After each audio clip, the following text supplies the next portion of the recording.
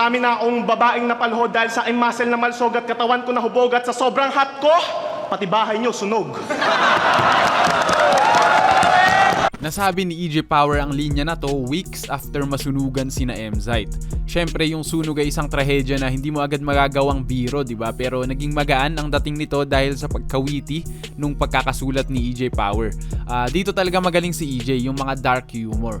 Nung naisip ko nga na gumawa ng gantong content ay siya agad ang unang pumasok sa isip kong pang thumbnail. Madami naman gumagawa ng gantong humor pero yung kay EJ kasi parang may class pa rin, out of nowhere, tsaka bilang manonood di mo alam yung proper reaction eh. Ganun yung effect kasi kahit nakakatawa siya, parang andun pa rin yung hapde at pagka-morbid niya. Sa battle rap, parang usual naman na kasi yung mga angles sa mga sensitibong bagay, pero may mga linya talaga na yun ngang gantong mami-mix up yung emotion mo. Ito, tignan natin yung difference sa iba. Tinitira mo yung alagad ng simbahan? Dapat makonsensya ka, pare! Kamukha mo pa naman yung sakristan na minulesya ko dati!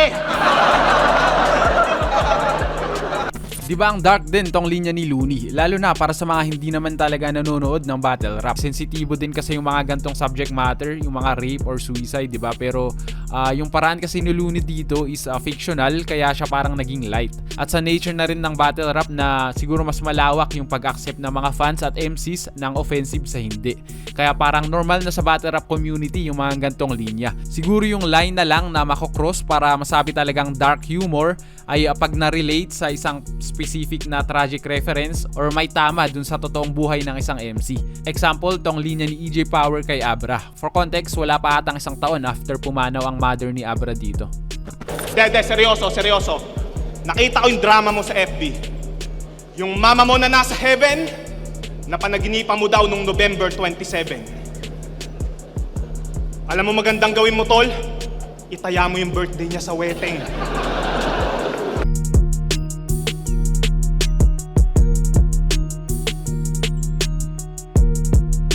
Natalo kami ni Abra sa 2x2, nakakalungkot. Kahit pa ako'y tulog, naranasan ko magbukbok.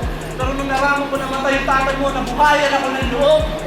Yun nga lang, pag matutulog ka sa gabi, wala ka nang kasama. Buti pa yung banana ketchup, may papa, ikaw wala na. Ayun na nga po! Nag-beast mode na si Gago. Pinakita niya na kung paano magigante parang Sasuke nagsusano. Ulul, sinasabi ko sa'yo, isa pang anime reference mo na palyado, manghihiram ka ng mukha kay Killua, yung minerder na aso.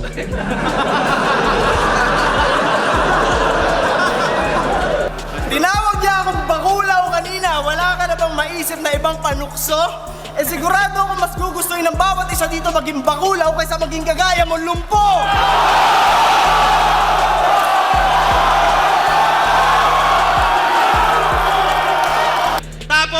Sombrero. Aba putang ina ka. Ikaw kung magaling kang magbalik, yung stepdaughter mo, balik mo sa tunay niyang ama.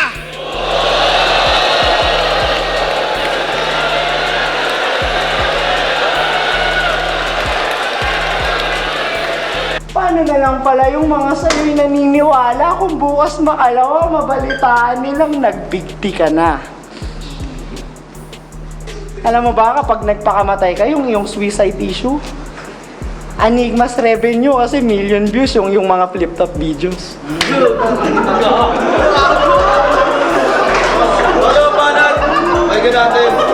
Kung pinagdaanan mo yung pinagdaanan ko neto lang bago battle natin, malumang may ginugupit na nalubit sa kisame nyo pero nandito ako. Sana bago ka magpakamatay sa pamamagitan ng 16th floor diving, Tol, maghanap ka muna na sign. Tas katabi mo billboard ng Nike. Pagka-release ng laban yan, matik, may clip agad sa Facebook, malungkot na piano yung background music. Ako may pinakamaraming panalo. Paano na lang kung masaya pa ako?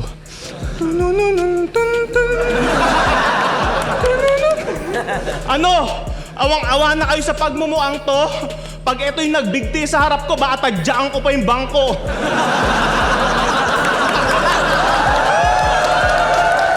Shay versus Fukuda, isa sa pinakamalakas na individual performance yung ginawa ni Shay dito. Pero pag rini-rewatch ko tong battle, may isang part dito na ang hirap panoorin. Minsan ini-skip ko na nga lang eh. Oo, ginawa ni Shay ito para sa isang magandang punto. Pero ang graphic lang kasi nung pagkakasulat niya to the point na disturbing na yung dating. Tsaka yung expression pa ni Shay sa pagde-deliver, di ba? Ito yung isang pwede mong sabihin na perfect example ng isang cold-blooded na linya sa battle rap. Sana yung anak mo, rapin sa puwet ni Tito Badang. Kantot-kantotin hanggang sa maghalo yung dugo at tae niya sa bulbol ni Tito Badang. De, joke lang. Ayoko na makulong ulit si Tito Badang, kaya sana gumawa sa anak mo niyan, addict na tricycle driver na lang. Ano pangalan ng anak mo? Liresa?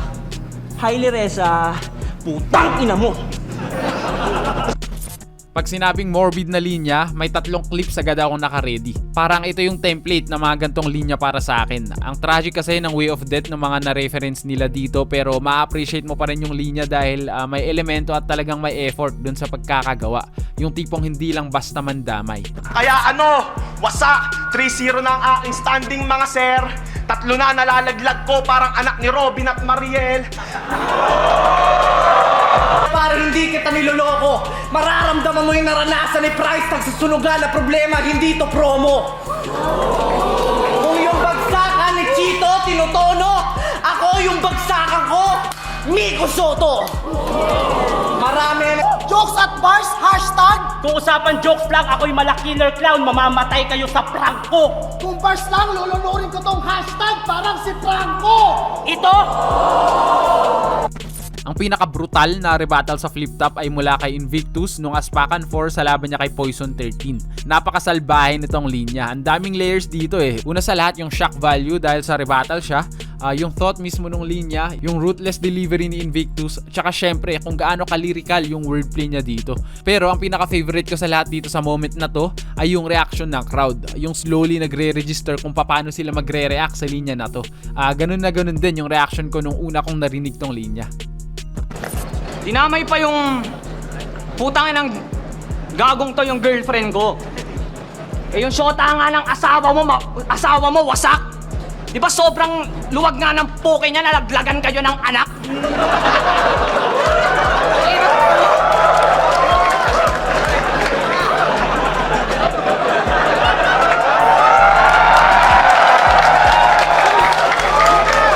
Oo, anak sa labas ni Francis Magalona. Kaya ganun to kabagsik. May dugo ni Kiko. Ngayon sabihin mo sino sa atin sick. Time. May dugo ni Kiko, feeling master rapper siya.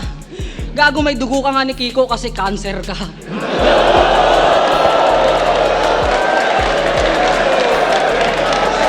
Palayas ng palayas, kaya ang karmang pinataw, pinalayas tuloy si mama mo sa mundong ibabaw. Walang rest in peace. Nanay ni Range may problema sa paningin. Sa battle nila, dinamay niya. Nagbagsak ng mata na rhyme scheme hanggang daw maging pinya. Ngayon, kamusta si mama mo sa iyong kakapabida na kahit maging pinya ka, di mo na siya makikita? Welcome to Battle Rap, a savage na linya mula kay Sayad. Nasabi niya kasi to after niyang idamay sa battle ang yumaong tatay ni J. King. Tsaka fresh pa yun kasi kung tama yung pagkakaalala ko parang weeks pa lang ata. Kaya mapapansin din sa reaction ng crowd na parang naiilang pa silang mag-react. Yung atake naman ni Sayad dito is battle rap format talaga. Masakit at mahapde yung mga sinabi niya pero andun yung character at creativity sa sulat. Tsaka within a concept pa siya na oo, pwede mong sabihin out of line pero at least may art pa rin dun sa pagkakagawa ng linya. Lalo na sa tuwing tinatawag mong daddy tong pinuno. Aray, sa sobrang sama ng loob sa'yo ng tatay mo, inatake na sa puso! Patay! Pero sisiguraduhin kong magkikita kayo ulit. Kaya huwag ka nang magalit. Sa oras na humiwalay yung kaluluwa mo, hatiin ko agad sa dalawa. Yung isa hagis ko sa impyerno, yung isa hagis ko sa langit! Welcome to Battle Rap. So wala mag-shoutout sa Hip Hop Heads TV para updated kayo sa kung ano man nangyayari sa Flip Top at para mamulat na rin kayo kung ano man nangyayari dito. Yo, MZ nga pala, shoutout sa Hip Hop Heads TV. Yan, patuloy lang sa paggawa ng mga matatalinong content mga tol at yun, congrats at more power pa sa inyo lahat.